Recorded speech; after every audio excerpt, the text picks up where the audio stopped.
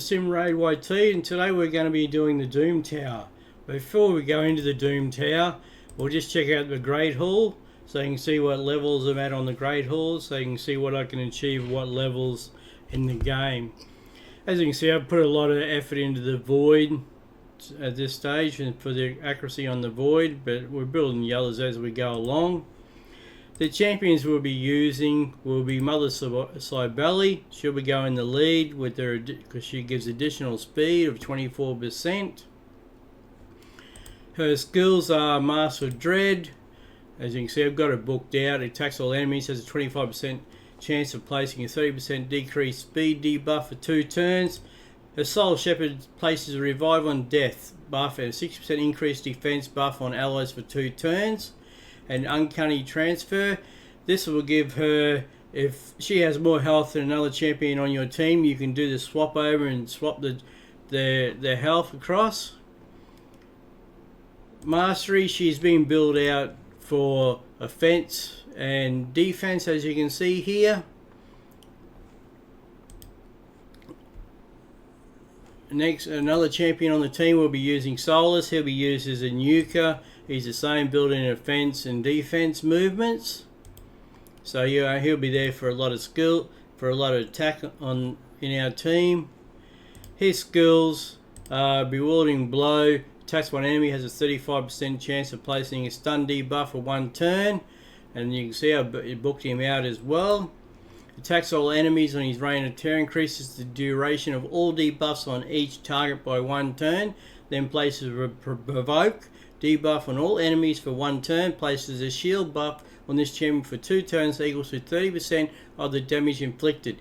Damage increases by 10% for each debuff on the target. Wave of Despair. Attacks 3 times at random. Each hit has a 75% chance to remove all buffs. Also places Provoke debuff for 1 turn if a buff was removed by this skill. The Provoke debuff cannot be resisted, and then his aura won't matter because he's not in the lead anyway. Another champion on the team will be Madame Ceres.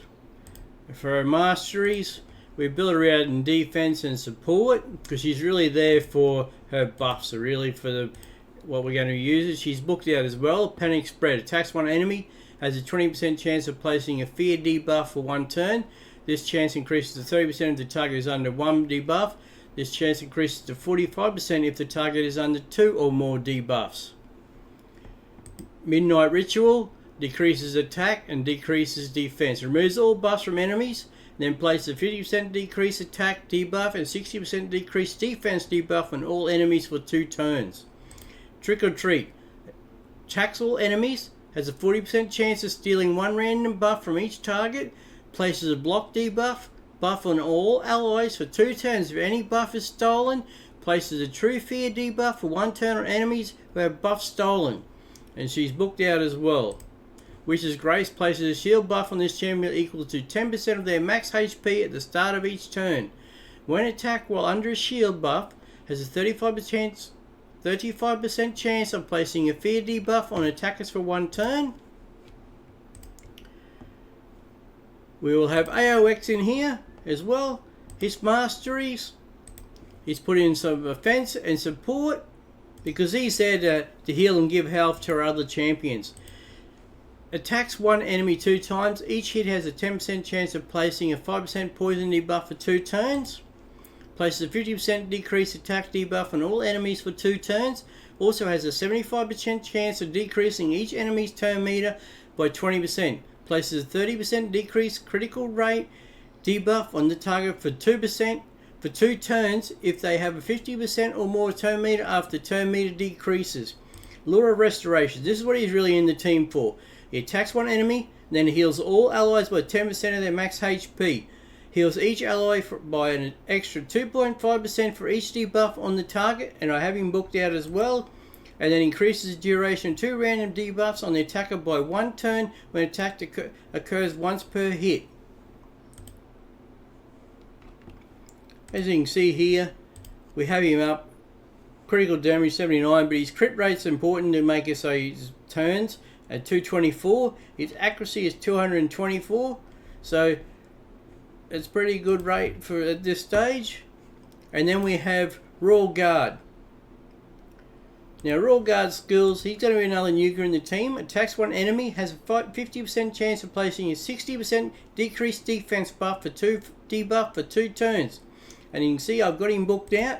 His hamstring attacks 4 times at random. Each hit has a 60% chance of placing a 30% decreased speed debuff for 2 turns. Each hit also has a 60% chance of decreasing the target's turn meter by 25%. But this is his most important one, is his takedown. Attacks all enemies, damage increases according to the enemy max HP. And you can see I've got the additional books on here. His masteries, he is set up under offense to give the additional attack and some support.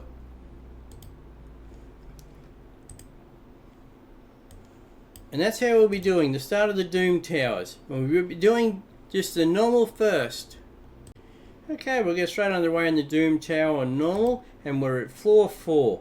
Mother Sibeli with the lead gives the increased additional speed in all battles by 24%. Madame Ceres will give us our buff and debuffs. AOX will give us the additional heal for our team, and then our 2 nukers of Solus and Royal Guard. We'll get straight underway here on floor 4.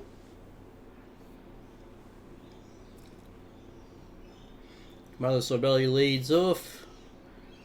AOX and Madame Ceres come in then with their buffs and debuffs on the enemy and on our champions as well.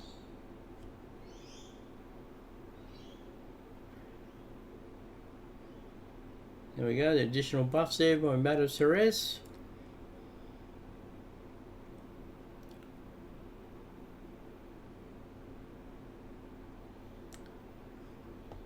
The third round now. As you can see, we're getting our some buffs up there. That's what we really want, to have those buffs. Just makes the fights a lot quicker to finish off. Less damage for our champions. Okay, that was the floor 4. Reward there of 1 Force Brew and 2 Magic Brews, which will help our champions increase their levels as well. And that was floor 4. Okay, thank you.